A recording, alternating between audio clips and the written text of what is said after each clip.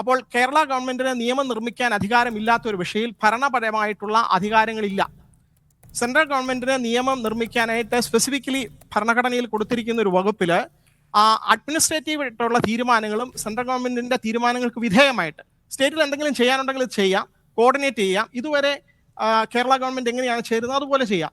നേരത്തെ ശ്രീ വേണു രാജാമണിയുടെ കാര്യം പറഞ്ഞു. അദ്ദേഹത്തിന് എന്ത് പോസ്റ്റായിരുന്നു കൊടുത്തിരുന്നത്? ആ നോമൻക്ലേച്ചർ മാറ്റി. അതാണ് ഞാൻ പറഞ്ഞത്. ഇതിൽ യാതൊന്നും ഇല്ല. എന്തിനാണ് ഈ പേര് മാറ്റി കൊടുത്തത്? എനിക്ക് ഓർമ്മ വരുന്നത്, ഈ പല ഗവൺമെന്റുകളും ഇൻക്ലൂഡിങ് പല പാർട്ടികൾ, ഓപ്പോസിഷൻ പാർട്ടികൾ, കോൺഗ്രസ് ഉൾപ്പെടെയുള്ളവരെല്ലാം എതിരായിരുന്നു, ഈ CAA-ക്ക് എതിരായിരുന്നു. അപ്പൊ കേരള ഗവൺമെന്റ് മുഖ്യമന്ത്രി ഒരു പ്രസ്താവന ഇറക്കി, കേരളത്തിൽ ഇത് നടപ്പാക്കില്ല. ഭരണഘടനാപരമായിട്ട് അദ്ദേഹത്തിന് എന്താണ് അങ്ങനെ ഒരു അവകാശം ഉണ്ടോ? സുപ്രീം കോടതി സ്റ്റേ ചെയ്യുകയാണെങ്കിൽ തീർച്ചയായിട്ടും ഒരു പാർലമെന്ററി ലോ ഉണ്ടെങ്കിൽ അത് കോടതി സ്റ്റേ ചെയ്യാത്തിടത്തോളം ഒരു സ്റ്റേറ്റ് ഗവൺമെന്റ് അത് പാലിക്കാൻ നിർബന്ധിതരാണ്. അതാണ് ഞാൻ പറഞ്ഞു വന്നത്. ഇതിനെപ്പറ്റി ഭരണഘടനാ നിർമ്മാണ അസംബ്ലിയിൽ തന്നെ ഒരു പരാതി ഉണ്ടായിരുന്നു. സ്റ്റേറ്റുകളെ മുനിസിപ്പാലിറ്റി ആക്കി റെഡ്യൂസ് ചെയ്തു. അതിന് ഡോക്ടർ അംബേദ്കർ ഒരു മറുപടി പറയുന്നുണ്ട്. ഞാൻ അതിനോട് യോജിക്കുന്നില്ല. ഫെഡറലിസം ഇന്ത്യയിൽ ഉണ്ട്. അത് ഫെഡറലിസം എന്ന് പറഞ്ഞാൽ എന്താണ്? അദ്ദേഹം അത് വിശദീകരിക്കുന്നുണ്ട്. ഒന്ന്, 2 യൂണിറ്റാണ്. ഒന്ന് സെൻട്രൽ ഗവൺമെന്റ്, മറ്റേത് സ്റ്റേറ്റ് ഗവൺമെന്റുകൾ. ആ സെൻട്രലിനും സ്റ്റേറ്റിനും അവകാശങ്ങൾ, അധികാരങ്ങൾ വിഭജിച്ചു കൊടുത്തിരിക്കുകയാണ്. ഏതൊക്കെ അവകാശങ്ങളാണ്?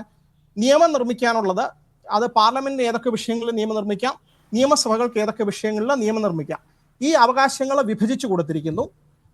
എക്സിക്യൂട്ടീവ് പവറും വിഭജിച്ചു കൊടുത്തിരിക്കുകയാണ്.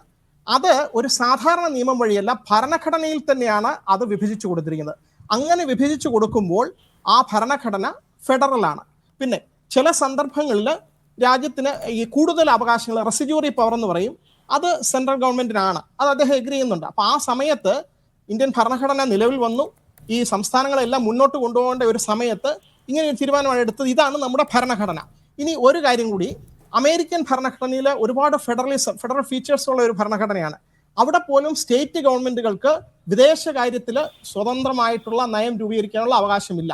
അത് എക്സ്ക്ലൂസീവായിട്ട് അവിടുത്തെ കേന്ദ്രത്തിന്റെ, ഫെഡറൽ ഗവൺമെന്റിന്റെ, സെൻട്രൽ ഗവൺമെന്റിന്റെ മാത്രം അധികാര പരിധിയിൽ വരുന്ന കാര്യമാണ്.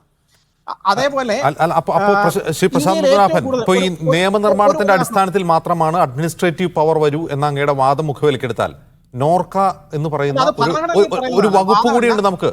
നോർക്ക, നോൺ റെസിഡൻഷ്യൽ കേരളൈറ്റ്സ് അഫയേഴ്സിന്റെ ഒരു വകുപ്പുണ്ട്. അത് വിദേശത്തുള്ള മലയാളികളുടെ കാര്യങ്ങൾ പോലും നോക്കുന്ന വകുപ്പാണ്. അത് ഭരണഘടനാ വിരുദ്ധമാവുമോ? ഭരണഘടനാ വിരുദ്ധമല്ല. ഈ കാര്യങ്ങൾ ഇൻസിഡന്റൽ ആയിട്ട് വരുന്ന ഓരോ കാര്യങ്ങൾ ചെയ്ത്, ഭരണഘടനാപരമായിട്ടുള്ള കാര്യങ്ങൾ ചെയ്ത് വരുമ്പോൾ അഡ്മിനിസ്ട്രേറ്റീവ് ആയിട്ടുള്ള കാര്യം ഇപ്പോൾ തന്നെ പറയും. നേരത്തെ വേണു രാജാമണി ഈ അഫയേഴ്സ് ഒക്കെ നോക്കിക്കൊണ്ടിരുന്നു എന്ന് പറഞ്ഞു. എന്ത് കാര്യങ്ങളാണ് നോക്കുന്നത്? ഡയറക്ട്ലി നെഗോഷിയേറ്റ് ചെയ്യാൻ പറ്റുമോ? സെൻട്രൽ ഗവൺമെന്റ് പറയുകയാണ് ഇന്ന കാര്യങ്ങൾ ഈ രീതിയിലാണ് ഭരണം നടത്തിക്കൊണ്ടു പോകേണ്ടത്, അതിന് സ്റ്റേറ്റ് ഗവൺമെന്റിന്റെ ഒരു ഉദ്യോഗസ്ഥരുമായിട്ട് കോർഡിനേറ്റ് ചെയ്യാം എന്നൊരു നിയമത്തിൽ പറയുന്നുണ്ടെങ്കിൽ അത് ഫോളോ ചെയ്യാം.